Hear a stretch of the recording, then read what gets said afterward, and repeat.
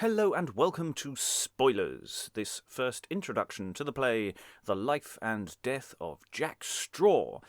Following are some introductory notes and a plain text recording of the dialogue, a plain text being the first cut edit of our full cast audio recording. It has all the text but no SFX, no Foley, and it's the edit we use to hunt out textual errors, retakes or cuts. So it's not perfect, and we may change the take and the text for the final thing. If you want to just enjoy our production, stop listening now and wait for the release. Or if you're listening in the future, look for the full cast episode further up the podcast list. Seriously, this is an exercise that some listeners won't enjoy. If it ain't for you, move on. But if you're still listening, let's enter Spoilerland.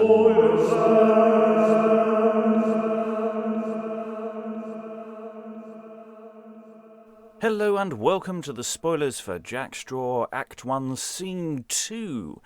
There's a fairly straightforward swing between the rebels and the court in this act, so for Scene 2, we meet some lords.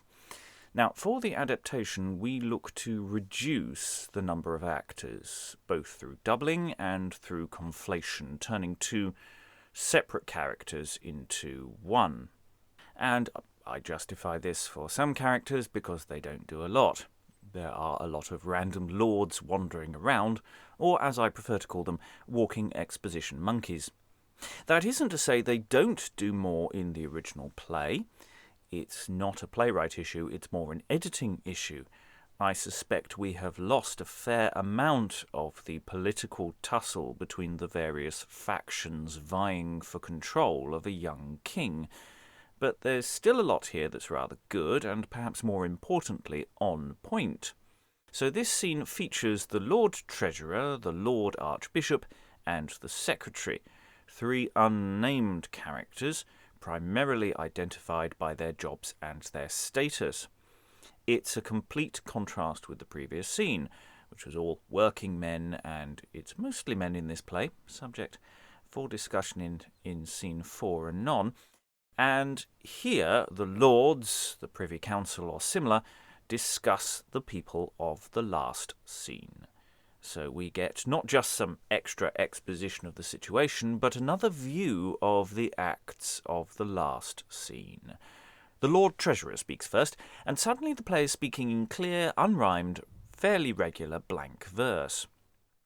And yet, Lord Archbishop, your grace doth know that since the latest time of Parliament, wherein this task was granted to the king by general consent of either house to help his wars, which he intends to France for wreak and just recovery of his right, how slow their payment is in every place, that better a king not to command at all than be beholding to ungrateful minds. Yep, that was pretty much one never-ending 9-line sentence.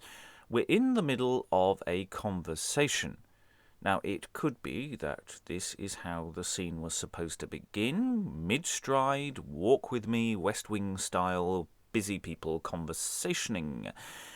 Or some throat clearing has been cut. It is a response to something either way. And yet, Lord Archbishop, your grace doth know. As you know. I don't know why I'm telling you this. It could be an episode of Babylon 5. It has a sort of 90s info dump style. Whatever the original authorial intent, this and sewing creates impetus and exposes plot. Anyway, Lord Archbishop, as you know. And yet, Lord Archbishop, your grace doth know that since the latest time of Parliament... Since that last Parliament that we had... wherein this task was granted to the king... This tax, Parliament granting a tax on the king's behalf... by general consent of either house... Everyone agreed to this tax, we're all in this together... to help his wars, which he intends to France for wreak and just recovery of his right... So the king wants the money to fight in France, the ever-present wish of the Plantagenets, and a popular word in the play, wreak, which sometimes I've liked, like here, and sometimes annoyed me and was slightly changed. It's used a bit too much. Anyway, so as you know, Lord Archbishop, and I don't know why I'm telling you this, because we were all there, the king asked for a general tax to pay for a war in France. We all agreed to it, so we're all complicit, but the money hasn't been coming in. How slow their payment is in every place. How slow their payment, the people, them, is in every place. All over the kingdom. That better a king not to command at all than be beholding to ungrateful minds. What was the point of the king ordering the tax if the ungrateful minds of the people refused to pay? So the Lord Treasurer, the person responsible for collecting the tax, has obviously had some trouble. Now, I've been slightly mocking these 9 lines, but actually they're quite effective. Consider the concision of information here. In 9 lines we have the background to the tax, the unfair tax that everyone was talking about in the first scene. We have some sense of the political theatre that we're in. We have a character note for this person, unidentified as yet except by costume for the audience, a general sense of the class conflict on display, and a springboard for the next actor. This is really actually rather fine work. Now, the Lord Treasurer is speaking to the Archbishop, and they will remain as potential speaking parts until about halfway through the play. I suspect that both these characters had a wider part to play in the narrative that didn't make it to us, but more on that another day. The Treasurer, having failed to raise the cash, has made his excuses. Now the Archbishop responds. And this is an interesting opening gambit. It sounds so reasonable, but it seems to also mask a rebuke. Lord Treasurer, it seemeth strange to me, that, being one with reason and regard of true succeeding prince, the common sort should be so slack to give, or grudge the gift, that is to be employed for their behoof. Tax is a gift. Why would the common sort grudge to give it, especially as the money is for their use? Somewhat disingenuous, that, as it's hardly going into health care, it's for a war. Now a homily. Hard and unnatural be the thoughts of theirs that suck the milk and will not help the well. And that's the second we've had. The Treasurer called the people ungrateful. Here they are unnatural. Something is out of joint. And the clue was used earlier. The people, one with reason and regard, would not act thus. So something has gone wrong with the message going out. So, the Archbishop goes on to argue, the people misunderstand, thinking the money isn't going to the king but to corrupt councillors, which it probably is. Because the king is young, the optics suggests he isn't in control. The king himself, being now but young of age, if things should fall out otherwise than well, the blame doth fall upon the councillor. I.e., you, Lord Treasurer. And if I take my aim not all awry, the multitude, a beast of many heads, of misconceiving and misconstruing minds, reputes this last benevolence to the king. Benevolence to the king, not patronising at all. Given at High Court of Parliament. High Court of Parliament. Who's the highest of the two, king or Parliament? A matter more required for private good than help or benefit of common weal, wherein how much they wrong the better sort, my conscience beareth witness in the cause. It's a really good speech. It's all twists, it's all hints. Perhaps it could be played that it's placing the blame on the Treasurer without naming him, making the failure to collect down to a misunderstanding, not down to a response against oppression. This is a clever, considered man. Nice bit of standard mob speak. A beast of many heads turns up all over the shop. It's pretty common. Reason and reasonableness have cropped up and will be a returning theme. This is such a different realm to the rebels that the lords here are completely blinded to the actual state of affairs by their power and privilege. Now the secretary speaks. the first of two speeches this character makes in total, both in this scene. He does appear in the background later, but he also disappears around the halfway mark of the play. This may or may not be significant. Anyway, we've had the state of play put forward, the problem laid out by the treasurer, the possible cause by the Archbishop, and then, this blob of a speech by the secretary.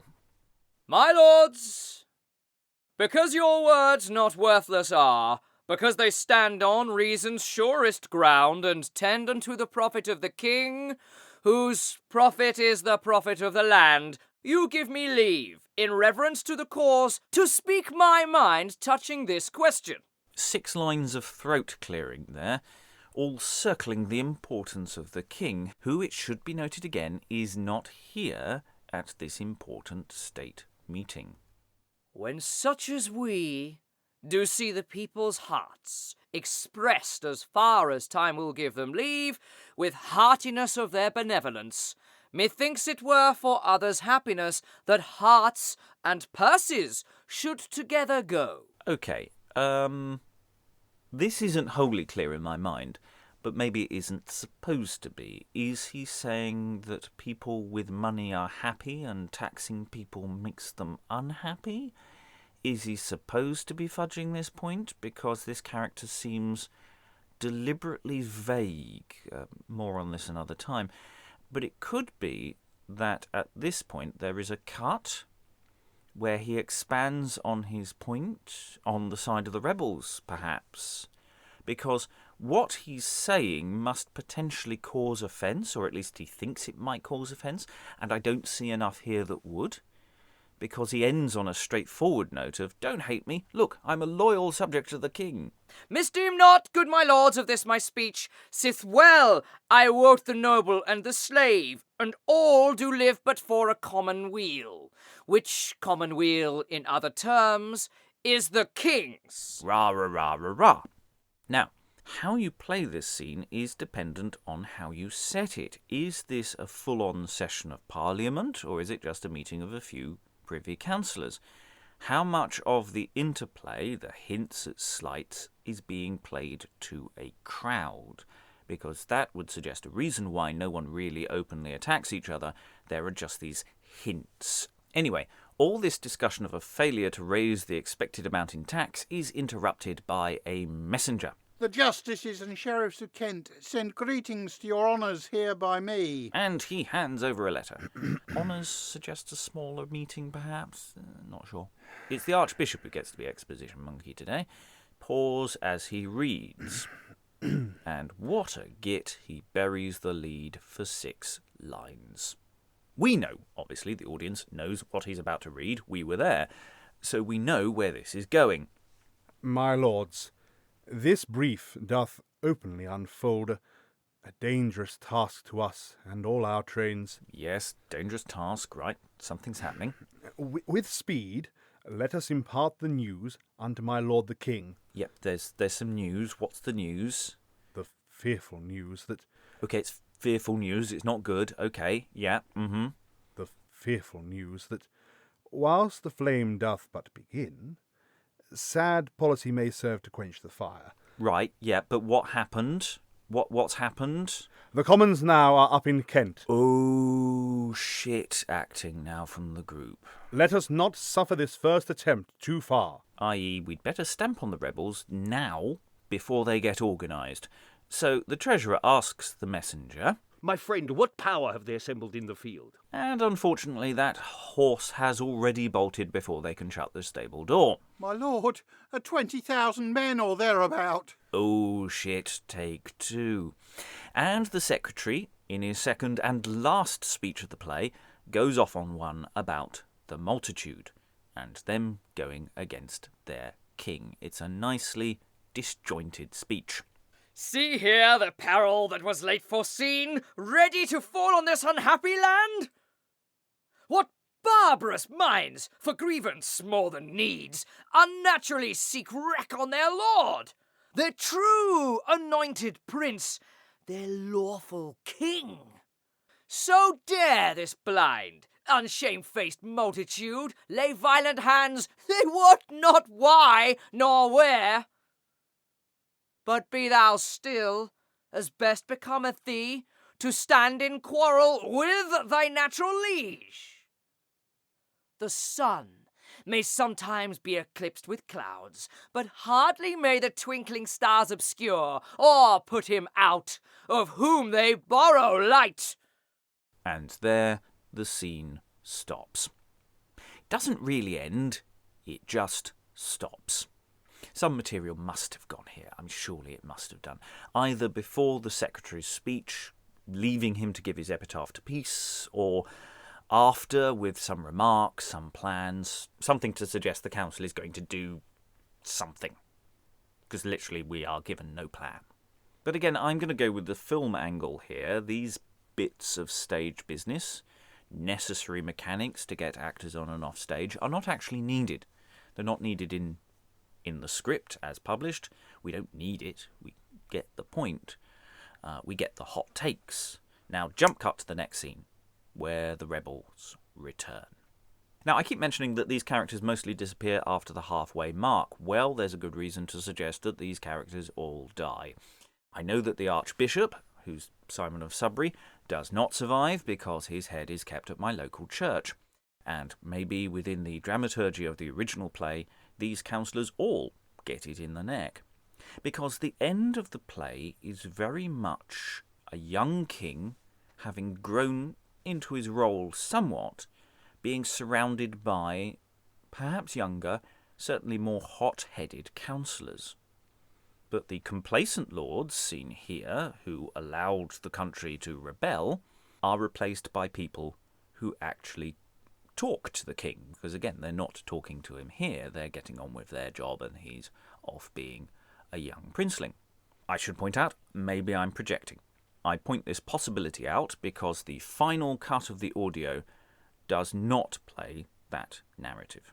The treasurer's dialogue has been given to Sir John Newton, a character we meet later on, and the dialogue here for the secretary has been given to the Lord Mayor, which does distort some of the politics, or the possible politics, of the play.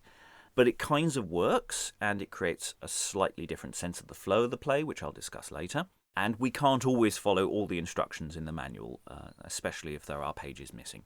There are only so many characters who say very little and are only met once that I'm going to keep in for an audio experience, because the audience will go, why was that person there? Who was it? And there's only so many voices I really want to mix into one episode before the listener starts losing track of who's who. That does mean that some of these speeches may be performed in a way that doesn't quite match the text in the way they would if they were different characters. Anyway, this is a really effective, short scene. It's not an easy one to pull off, though. There's a lot of detail to get out, and it comes at you really, really fast. It's not really coming out of action, it's people debating. So it's a tricky one to do. And actually, in rehearsal for a live show, I'd probably spend more time on this textually with actors than I would with, say, the rebellion itself, because the action of that will dictate what's happening, whereas this is one to really think about and get right, because you need to land those lines, make it work. Next time, Act 1, Scene 3, where we return to the rebels, now that they are properly rebels. But that is another story. If you have any thoughts about my brief breakdown of this second scene, or if you have any disagreements with my thoughts, or if I'm in plain error, let me know. I might re-edit based on your suggestions. Email us at admin@beyondshakespeare.org, or give us a buzz on Twitter @BeyondShakes. Or you can support our work by becoming a patron. Patrons get to vote for the plays we work on next, and they get pretty much all the material well in advance of the ordinary podcast. Go to patreon.com/Beyond Shakespeare and get involved. But that's it from this spoiler episode. The full cast Super Deluxe edit will be coming anon, but till then, here is the plain text of Act 1, Scene 2, to the life and death of Jack Straw, performed by Heydn McCabe as the treasurer, Adam Thurkettle as the Archbishop, and Simon Nader as the secretary, The Messenger was played by Alan Scott, and I've been your host, Robert Crighton. Enjoy.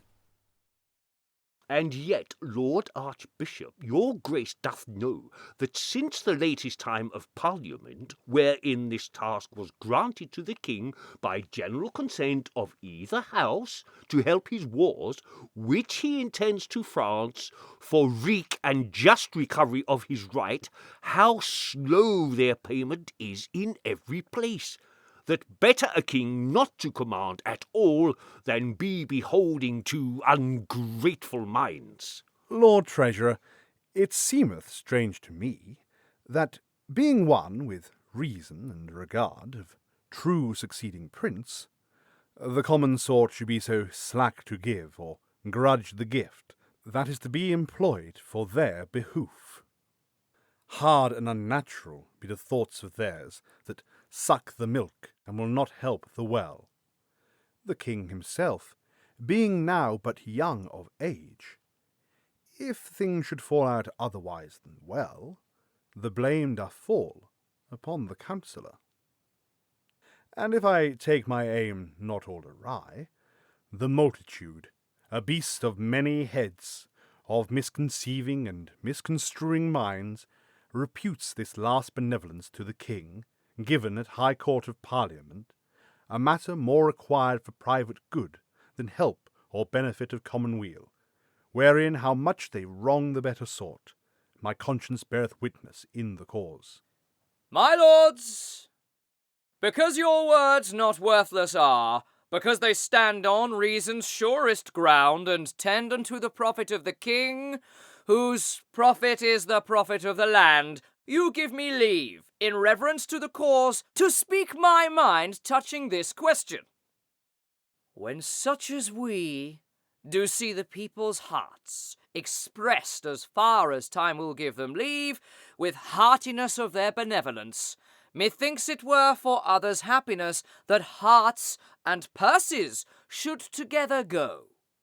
Misdeem not, good my lords, of this my speech, sith well I wot the noble and the slave, and all do live but for a common weal, which common weal, in other terms, is the king's. The justices and sheriffs of Kent send greetings to your honours here by me. My lords, this brief doth openly unfold a dangerous task to us and all our trains. With speed, let us impart the news unto my lord the king, the fearful news that, whilst the flame doth but begin, sad policy may serve to quench the fire. The commons now are up in Kent. Let us not suffer this first attempt too far. My friend, what power have they assembled in the field? My lord, 20,000 men or thereabout. See here the peril that was late foreseen, ready to fall on this unhappy land? What barbarous minds, for grievance more than needs, unnaturally seek wreck on their lord, their true anointed prince, their lawful king? So dare this blind, unshamefaced multitude lay violent hands, they wot not why nor where. But be thou still, as best becometh thee, to stand in quarrel with thy natural liege. The sun may sometimes be eclipsed with clouds, but hardly may the twinkling stars obscure or put him out, of whom they borrow light.